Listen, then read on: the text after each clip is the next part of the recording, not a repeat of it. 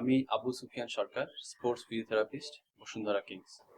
আমি ফুটবলের সাথে সম্পৃক্ত আছি 2017 সাল থেকে। আমি চিটাগং আবাহনী ফুটবল টিম থেকে স্টার্ট করছিলাম। এখন আমি বসুন্ধরা কিংস ফুটবল টিমে আছি এবং পাশাপাশি আহ, ফুটবল জাতীয় দলের সাথে সম্পৃক্ত আছি। তো আমাদের ফুটবলের সবচেয়ে আহ, মানে যে ধরনের ইনজুরিগুলি বেশি হয় তার মধ্যে সবচেয়ে বেশি হলো এসিএল ইনজুরি। এছাড়াও মাসেল ইনজুরিও আছে। তো এসিএল ইনজুরিটা আমি কেন বললাম, যে কারণ সারা পৃথিবীতে গত 10 বছরে প্রায় 17,000-এর মতো এসিএল নিয়ে গবেষণা হয়েছে। তো তার তার মধ্যেও এসিএল কে মানে এসিএল ইনজুরি সম্বন্ধে ততটা বেশি জানা যায়নি। কারণ 2002 সালে ব্রাজিলের রোনালদো থেকে শুরু করে নেইমার, আনসু ফাতি থেকে শুরু করে বাংলাদেশের তপু ফাহাদ, সবাই এই ইনজুরির সাথে মানে ইনজুরির সম্মুখীন হয়েছিল এবং তারা সফলভাবে ব্যাক করেছে। তো আমার এই কথা বলার মেইন উদ্দেশ্যটা হলো যে এসিএল ইনজুরিটা স্পেশালি সার্জারি পরে কিভাবে রিহাব করে ফেরা যায়, সেটার একটা বড় গাইডলাইন আছে, যেটা হয়তো বা অনেকে ফলো করে অনেকে ফলো করে না। তো যারা ফলো করে তাদের সফলতাটা 93% এবং বিপরীতে এই সফলতাটা প্রায় 50% এরকম বলা যায়। সো এসিএল ইনজুরির সাথে যেটা হয় সেটা হলো মিনিসকাল কার্টিলেজ ইনজুরি। তো আমরা গবেষণায় দেখা গেছে যে প্রায় 40 থেকে 60% শুধু এসিএল না, এসিএল এর সাথে মিনিসকাস বা কার্টিলেজ ইনজুরির সম্পৃক্ততা থাকে। আর সার্জারির সময় যেহেতু এসিএল এর জন্য হ্যামস্ট্রিং মাসেলের গ্রাফটা এখন অনেক বেশি জনপ্রিয়, দ্যাট মিন্স আমরা এসিএল পুনর্বাসনের সাথে সাথে হ্যামস্ট্রিং পুনর্বাসনেরও একটা মানে ব্যবস্থা রাখতে হবে, যেন হ্যামস্ট্রিংটা পরবর্তীতে প্রপার ওয়েতে ফাংশন করে। তারপর হলো যে সবচেয়ে গুরুত্বপূর্ণ যেটা হলো কোয়াড্রিসেপস মাসেল। আমরা এসিএল ইনজুরির সবচেয়ে মানে স্টাবিলিটি দিবে, নিকে স্টাবিলিটি দিবে হলো কোয়াড্রিসেপস মাসেল। সো আমাদের কোয়াড্রিসেপস মাসেলটাকেও গুরুত্বের সাথে আমরা রিহ্যাব করব। এট দ্য সেম টাইম হলো হ্যামস্ট্রিংটাকে। আর হ্যামস্ট্রিং এর ক্ষেত্রে গুরুত্বপূর্ণ যে বিষয়টা সেটা হলো যে যেহেতু হ্যামস্ট্রিং এর টেন্ডনটাকে কাট অফ করে ওইটাকে গ্রাফট করা হয়, সো প্রায় 8 সপ্তাহ পরে আমরা মানে রেজিস্ট্যান্স কাইন্ড অফ এক্সারসাইজ শুরু করবো। এটা মানে জাস্ট মোটা দাগে বলতে হবে, কারণ যদি আমরা প্রথমের দিকেই শুরু করি তাহলে হয়তো বা আমরা হ্যামস্ট্রিংটাকে আগের মতো ফিরে পাবো না। তো এছাড়াও আর একটা বিষয় হলো যে আচ্ছা, অনেকে বলে যে এসিএল ইনজুরি 6 মাস নাকি 9 মাস। এইটা অনেক বড় কন্ট্রোভার্সিয়াল, মানে অনেক বড় বিতর্ক আছে। তো গবেষণায় দেখা গেছে যে এসিএল এর সাথে যেহেতু মিনিসকাল অথবা কার্টিলেজের সম্পৃক্ততা থাকে, তো বিশেষ করে কার্টিলেজের নর্মাল হিলিং প্রসেসটা সম্পূর্ণ হতে প্রায় 8 মাসের মতো সময় লাগে। তার মানে যেহেতু আমরা ফুটবলের সাথে কাজ করি, তার মানে কম্পিটিটিভ ফুটবলটা খেলতে গেলে 8 মাসের মতো সময় ধরে আই মিন এই দীর্ঘ সময়টা ধরে পুনর্বাসন করে কম্পিটিটিভ ফুটবল খেলাটা সম্ভব। আর এছাড়াও আমরা মানে মানে জাস্ট লাস্ট যে বিষয়টা থাকে সেটা হলো চূড়ান্ত পরীক্ষা বা ফাইনাল টেস্ট। এর মধ্যে অনেকগুলো টেস্ট আছে, এর মধ্যে আইসোকিনেটিক টেস্ট আছে, ওয়াই ব্যালেন্স টেস্ট আছে, টি টাইম টেস্ট আছে। সো আইসোকিনেটিক টেস্টে অলমোস্ট 90% সফলতা থাকতে হবে। নিয়ের স্ট্যাটাস মানে কোনো ধরনের কোনো সোয়েলিং আছে কিনা, কোনো কোনো জায়গায় কোনো টেন্ডারনেস পেইন আছে কিনা সেটা 100% ওকে থাকতে হবে। অ্যাট দ্য সেম টাইম আমি যে আমাদের রিঅ্যাকশন টাইম বিশেষ করে টি টেস্ট আছে সেটা ইনশিওর করতে হবে। আমার ব্যালেন্স টেস্ট ঠিক আছে কিনা, যেমন ওয়াই ব্যালেন্স টেস্ট একটা টেস্ট আছে, সেখানে সব মানে খুব ভালোভাবে উতরাইতে হবে। চূড়ান্ত পর্যায়ে যে এসিএল মানে উত্তরণের যে বিষয়টা, যেটা অলরেডি আমি এক্সপ্লেইন করছি।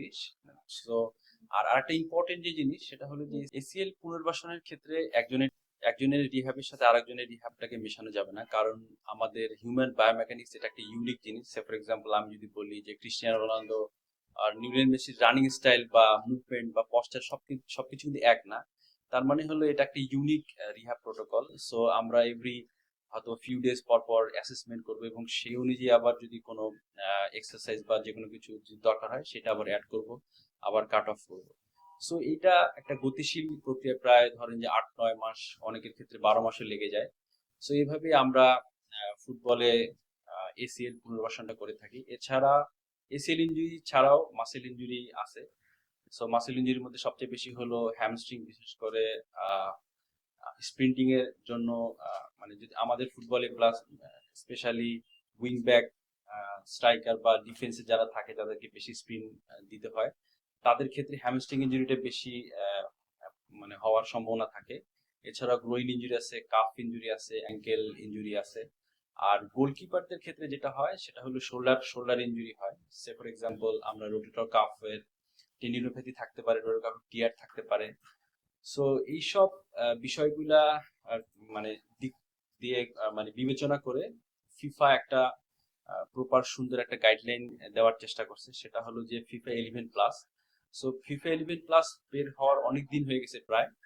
সো এইটা বের হওয়ার পর তারপর একটা গবেষণা হয়েছে। সো ওই গবেষণাটাতে দেখা গেছে যে প্রায় 30 থেকে 40% ইনজুরিকে কমানো সম্ভব। সো এই FIFA 11 ইনজুরি প্রিভেনশন প্রোগ্রামটাকে যারা কন্টিনিউ করে তারা প্রায় 30 থেকে 40% ইনজুরিটাকে কমায় ফেলতে পারে। বাংলাদেশে ফুটবল প্লেয়ারদের সাথে ধরেন যেহেতু আমি অনেকদিন কাজ করতেছি, তো সেই ক্ষেত্রে আমি কিছু কথা না বললেই নয়। যেমন আমি বলতে পারি যে আমাদের দেশে অনেক প্লেয়ার আছে, ইভেন যারা ন্যাশনাল টিমে খেলে বা প্রিমিয়ার লিগে খেলে, তারা আসলে সঠিক সিদ্ধান্তটা নিতে পারে না যখন ইনজুরিতে পারে, স্পেশালি মাসেল ইনজুরিতে। যেমন আমরা যদি muscle, say for example quadriceps মাসেলে যদি গ্রেড 1 ইনজুরি হয়, সেটাতে কতদিন লাগে সেই হিসাবটা হয়তোবা অনেকে করতে পারে না। অনেকে হয়তোবা গ্রেড 1টাকে 2-3 দিন পরে ট্রাই করে, দ্যাট মিনস রি ইনজুরি হয়। সো এই ইনজুরিটা এক্সটেন্ড হইতে থাকে, যেটা কিনা ধরেন যে 3 উইকস লাগতো বা 4 উইকস লাগতো। সো আমার কাছে মনে হয় যে যারা আমরা স্পোর্টস ফিজিও আছি, যারা ফুটবলে কাজ করি, তাদের শরণাপন্ন হলে হয়তোবা আমরা একটা প্রপার গাইডলাইন দিয়ে আবার খুব কম সময়ের মধ্যে মাঠে একটা খেলোয়াড়কে ব্যাক করানো সম্ভব। আসলে স্পোর্টস ইনজুরি গুলা ধরেন অনেক বেশি, যেমন খুব সহজ হয়, আবার অনেক সময় অনেক বেশি ক্রিটিক্যালও হয়। আর এখানে সবচেয়ে গুরুত্বপূর্ণ জিনিসটা হলো অ্যাসেসমেন্ট। আমি আসলে আমার শরীরে তো অনেক মাসেল, অনেক লিগামেন্ট থাকে। সো আমি হয়তোবা জানতে পারতেছি না যে আমার প্রবলেমটা কোথায়, এবং না জেনে আমি পুনর্বাসন করতেছি বা এমন এক জায়গায় করতেছি সেখানে যারা কাজ করেন তাদের যোগ্যতা দক্ষতার হয়তোবা সীমাবদ্ধ থাকতে পারে। তো ফিজিও কেয়ার এমন একটা জায়গা যেখানে আপনি কমপ্লিট একটা সুবিধা পাবেন, অ্যাসেসমেন্ট থেকে শুরু করে রিঅ্যাসেসমেন্ট এবং আহ, আপনার রিহ্যাবের ক্ষেত্রে এবং আপনার ধরেন যে ট্রিটমেন্টের ক্ষেত্রে, সেটা যে কোনো ধরনের ইনজুরি হোক, শোল্ডার, নি, অ্যাঙ্কেল, যে কোনো ধরনের ইনজুরি হোক, এখানে যারা আছেন তারা বাংলাদেশের টপ ক্লাস। সো আমি এতটুকু কনফিডেন্ট যে এখানে যদি কেউ আসেন সেখানে আমরা কমপ্লিট, যেটা আমি অলরেডি বলছি যে কমপ্লিট প্যাকেজটা দেওয়ার চেষ্টা করব, সেটা একদম ইনজুরির প্রথম দিন থেকে শুরু করে মাঠে ফেরার শেষ দিন পর্যন্ত। কারণ এখানে স্পোর্টস মেডিসিন স্পেশালিস্ট আছেন, স্পোর্টস ফিজিওথেরাপিস্ট আছেন, at the same time professional ট্রেনাররা আছেন, এখানে নিউট্রিশনিস্ট আছেন।